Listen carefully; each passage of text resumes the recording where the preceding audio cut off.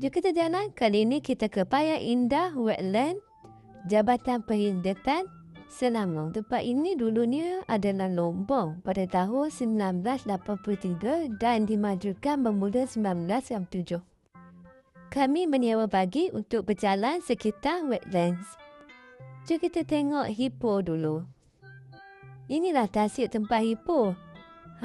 Nampak tak? Itu dia hipo tu.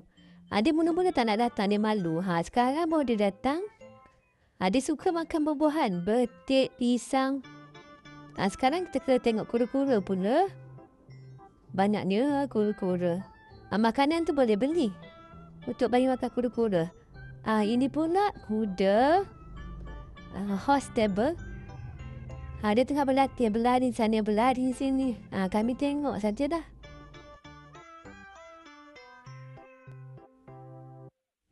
Ada juga go-kart untuk kanak-kanak. Tapi sikit sajalah ruangnya. Tapi bagi kanak-kanak tu sudah dah menyenangkan dah.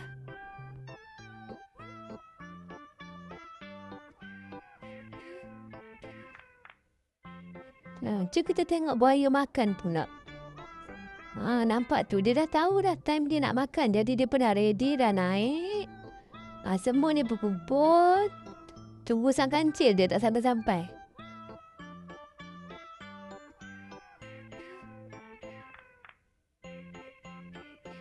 Okey, makan time. Dia orang boleh makan ayam.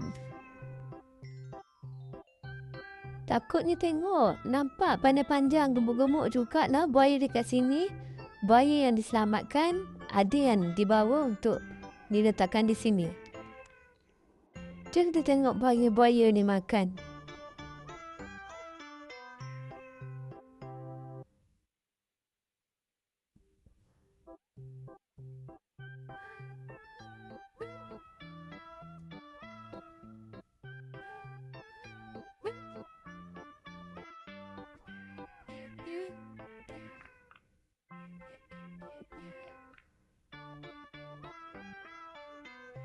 Jom kita naik donut boat pula. Ini donut boat. Tasiknya sebelah tasik buaya tadi. Dah bila naik boat ni jadi macam fobia pula. Takut ada buaya dalam tasik ni. Tapi sebenarnya tak ada buaya.